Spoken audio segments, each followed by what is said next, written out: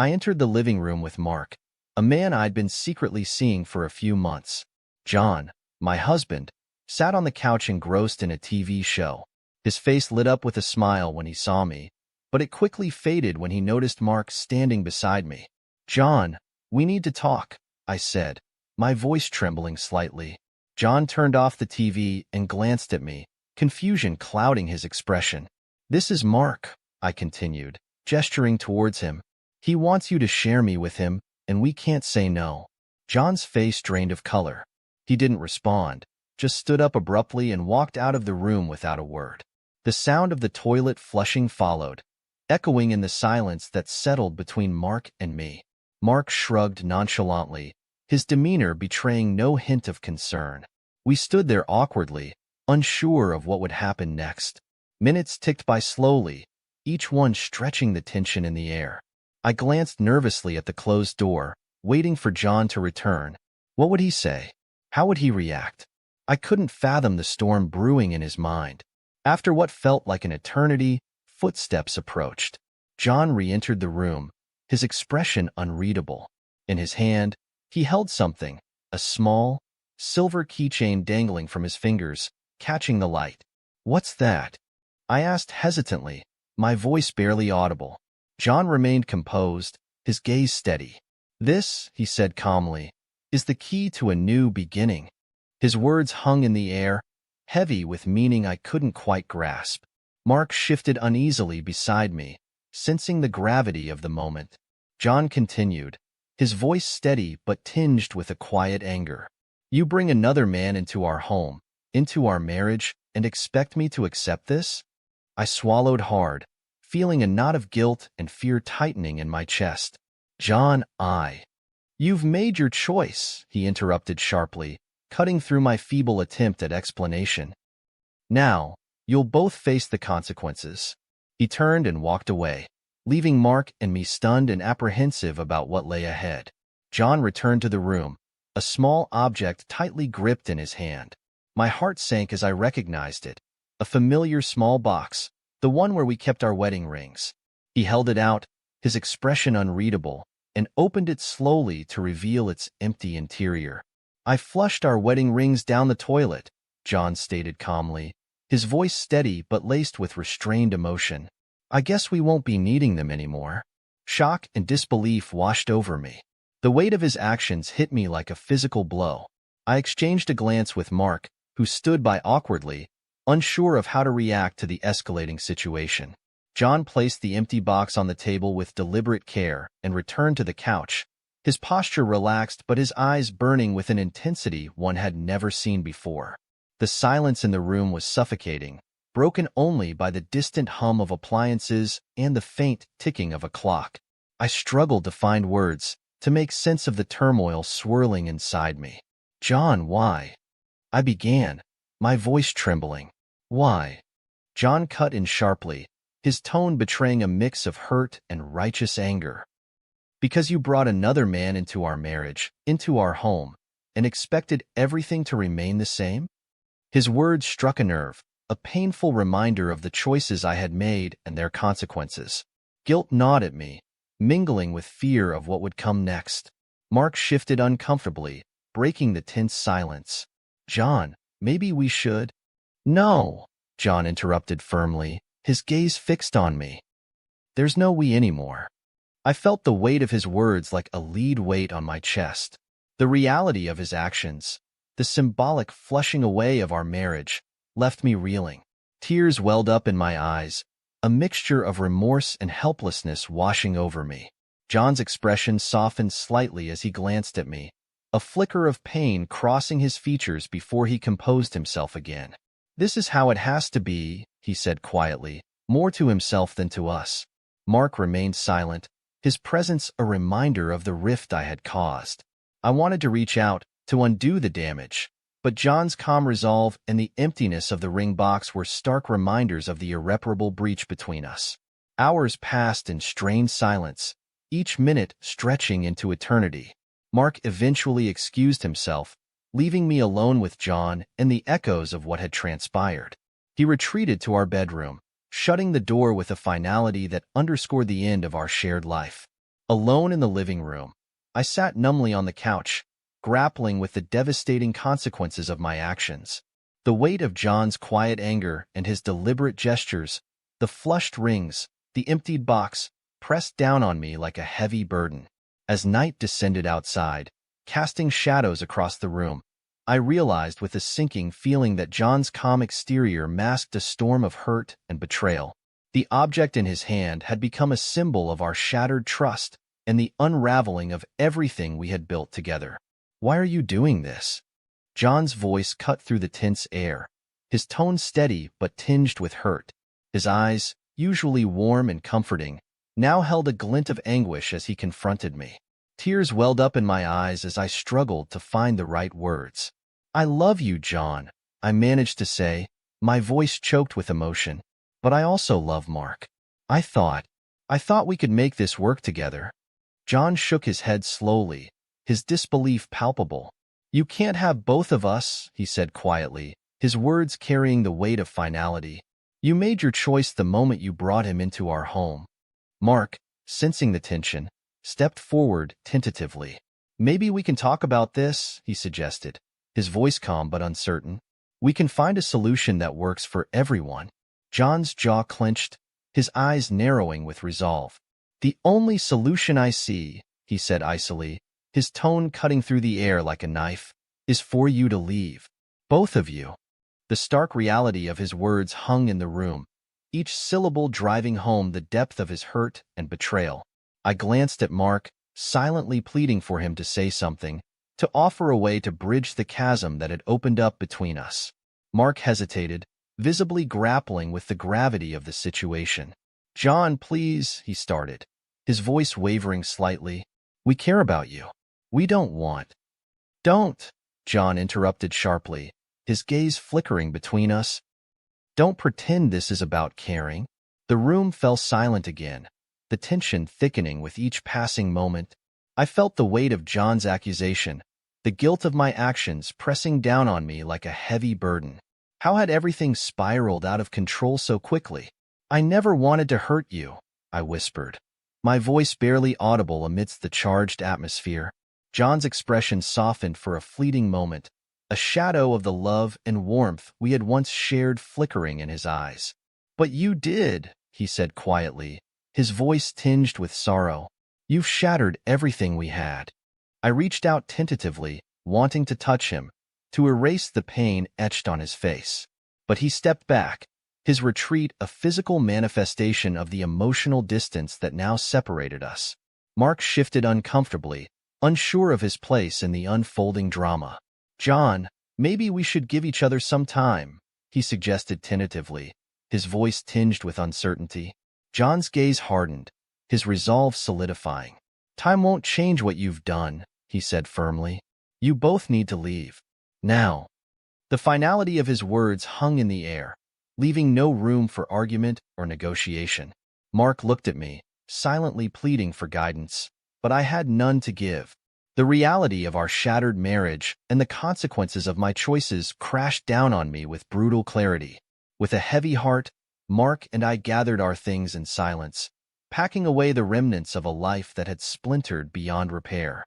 John watched silently, his eyes betraying a mix of pain and resignation. As we walked out of the house, the weight of John's calm anger and the devastation of our broken vows pressed down on me with each step. The night air was cool against my skin, a stark contrast to the heat of emotions that raged within me. Behind us, the door closed with a finality that echoed the end of our shared dreams. I glanced back one last time, catching a glimpse of John standing in the doorway, his silhouette framed by the dim light of the hallway. In that moment, I knew that John's calm resolve and quiet anger would haunt me for the rest of my days. The confrontation had ended, but the consequences of my actions had only just begun to unfold. That night, after the confrontation with John, Mark and I left his house in a state of somber disbelief. I stayed with Mark, but despite the physical distance, I couldn't shake the feeling that John wasn't finished with us. His calm demeanor had been unsettlingly composed, too accepting given the gravity of the situation. I knew him well enough to understand that beneath that calm exterior, he was brewing something. Days passed in a haze of uncertainty. I couldn't sleep, couldn't eat properly, haunted by the echoes of John's quiet anger and the shattered pieces of our marriage. Mark tried to reassure me, suggesting we move on, but I couldn't shake the feeling that John had a plan, a strategy to turn the tables on us. Then, one evening, a text message arrived on my phone. It was from John, a simple and chilling message that sent a shiver down my spine. "Come back home. We need to talk." Mark frowned when he saw the message over my shoulder. "You can't seriously be considering this," he said, his voice laced with concern. I hesitated, torn between fear and curiosity. "I need to know what he's planning," I replied, my voice barely above a whisper. Mark shook his head, his frustration evident. "He's not going to forgive this easily," he warned. It could be a trap, but I couldn't ignore the gnawing uncertainty that plagued me. Against Mark's advice, I made a decision. I needed answers, closure, whatever form it might take. The drive back to our house was nerve-wracking. Every mile felt like a step closer to an unknown fate. When I arrived, the house was quiet, bathed in the soft glow of twilight. I let myself in, heart pounding in my chest. John was waiting for me in the living room, sitting on the couch with a bottle of wine placed on the table in front of him. His gaze met mine as I entered, his expression unreadable. "You came," he stated calmly, his voice devoid of the anger I had expected. I nodded, unable to speak. The air between us was thick with unspoken words, the weight of our fractured relationship hanging heavy in the room. John gestured to the couch opposite him, a silent invitation to sit. I hesitated for a moment before lowering myself onto the seat, acutely aware of the space between us. He poured 2 glasses of wine, handing one to me. I took it hesitantly, unsure of his intentions. We sat in silence for a long moment, each sip of wine a tentative gesture towards easing the tension. Finally, John spoke, his voice measured. "I've had time to think," he began, his eyes fixed on mine, "about what happened about us." I swallowed hard, unsure of what to expect. "John, He held up a hand, silencing me. "Listen," he said softly, "I'm not here to rehash the past. What's done is done, but we need to move forward." His words took me by surprise. I had anticipated anger, accusations, but instead, there was a calm resolve in his tone that unsettled me even more. "I've made a decision," John continued, his gaze unwavering. "I want a fresh start." I blinked, processing his words. "A fresh start?" I echoed, my voice barely a whisper. John nodded, his expression serious. "Yes, but there are conditions." My heart raced, anticipation mingling with dread. "Conditions?" He leaned forward slightly, his eyes searching mine. "You and Mark leave town," he said bluntly, "tonight, and you never come back." The demand hit me like a physical blow. "John, No," he interrupted firmly. "This is not negotiable. You brought him into our lives, into our home. Now you both leave, and we'll pretend this never happened." I struggled to find words, to comprehend the magnitude of his ultimatum. "What about us?" I finally managed to ask, my voice trembling. John's gaze softened momentarily, a flicker of sadness crossing his features. "There is no more us," he said quietly. "Not after this." Tears welled up in my eyes, a mixture of regret and sorrow overwhelming me. "John, please." He shook his head, his resolve firm. "It's too late for please," he said gently. "You made your choice. Now, you have to live with the consequences." Silence enveloped us once more, the weight of his words settling over me like a heavy shroud. The wine sat untouched in my hand, the taste bitter against my tongue. Minutes passed in tense stillness before I finally nodded, a silent acceptance of the inevitable. "I'll go," I whispered, my voice breaking. John nodded, his expression unreadable. "Goodbye," he said quietly, his eyes never leaving mine. I stood slowly, the room spinning around me. As I walked out of our house for the last time, I knew that John's calm resolve and his meticulously laid plan had won. The ache in my heart and the weight of my choices followed me into the night, leaving behind a trail of shattered dreams and unanswered questions. John poured 2 glasses of wine, handing one to me with a calm demeanor that belied the storm brewing beneath the surface. His voice, steady and collected, cut through the tension in the room like a knife. "I thought we should talk about what happened," he began, his gaze fixed on mine over the rim of his glass. I took a hesitant sip of the wine, its taste bitter on my tongue as unease settled in the pit of my stomach. "What do you want to talk about?" I asked quietly, unable to meet his gaze. John's smile was fleeting, devoid of warmth. "I just wanted to say goodbye properly," he replied, his voice measured, "and to let you know that I've filed for divorce. You'll be hearing from my lawyer soon." The words hit me like a physical blow, sending a wave of panic coursing through me. "John, please," I pleaded, desperation creeping into my voice. "Let's talk about this. We can find a way to fix things." He shook his head slowly, his expression hardening. "It's too late for that," he said firmly, his eyes unwavering. "You made your choice, and now you have to live with it." Tears welled up in my eyes, a mix of fear, regret, and sorrow threatening to overwhelm me. The reality of what I had done, bringing another man into our marriage, shattering the trust we had built, crashed down on me with unbearable weight. "I didn't mean for this to happen," I whispered, my voice cracking with emotion.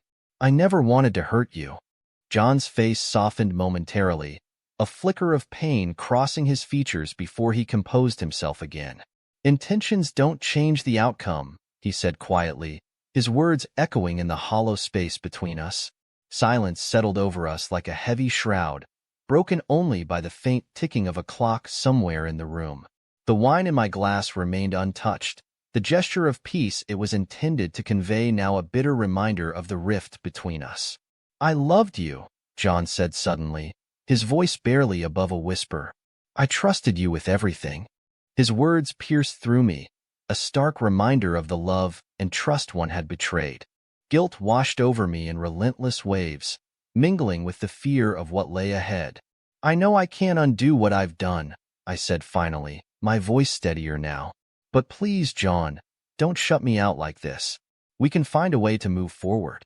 He regarded me silently for a long moment, his gaze searching mine as if weighing his next words carefully.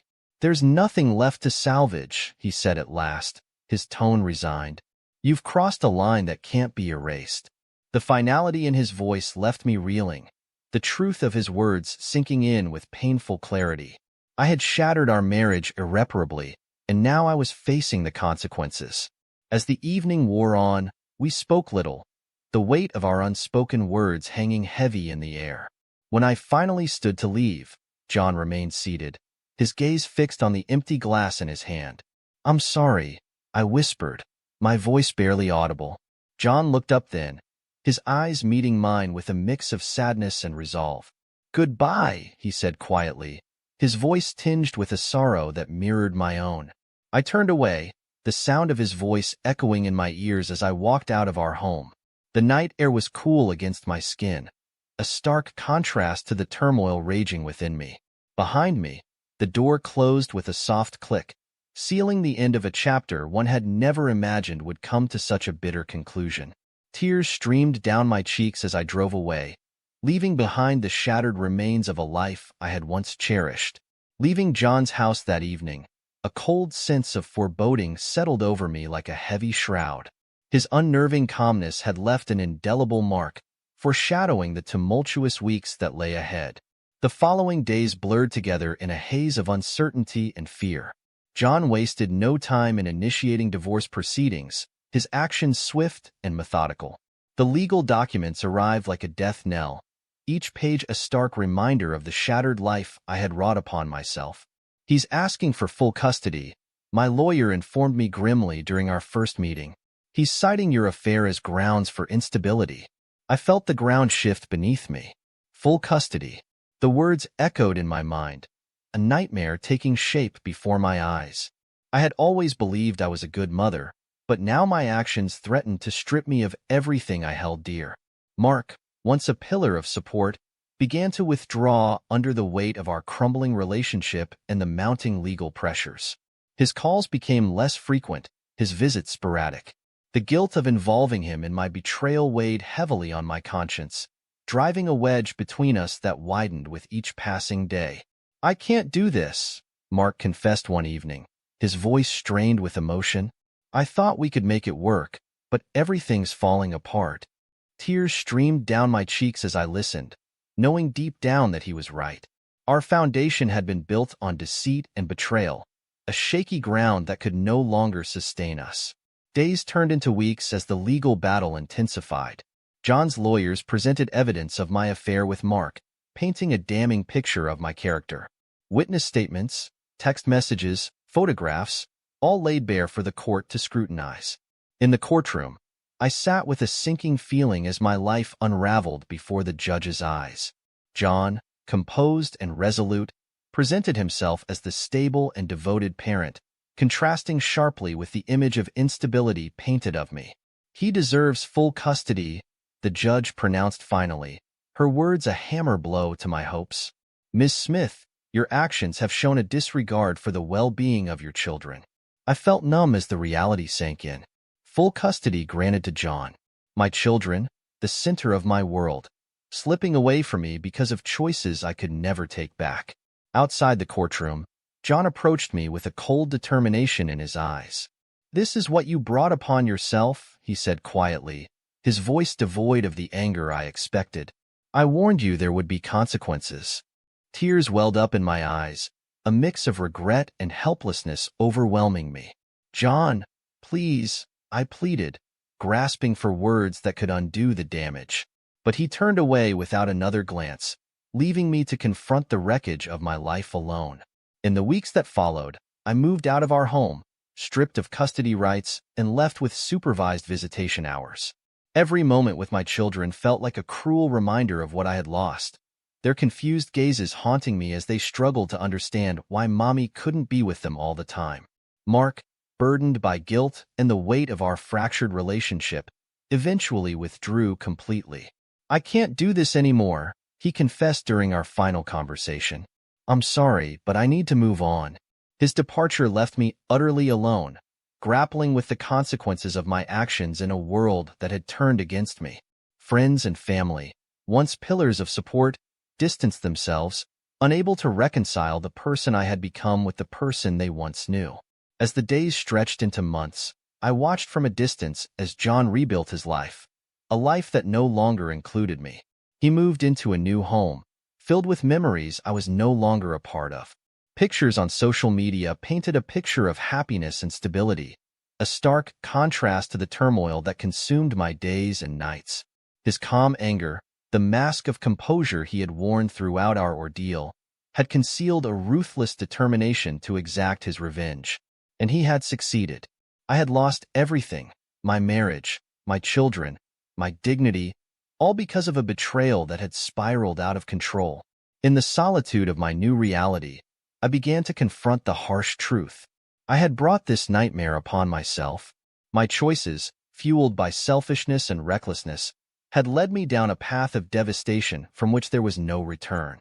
As I stared at the empty rooms of my new apartment, haunted by memories of a life that once was, I knew that John's calm resolve had sealed my fate. The nightmare I now lived was the consequence of my betrayal, a punishment I could never escape.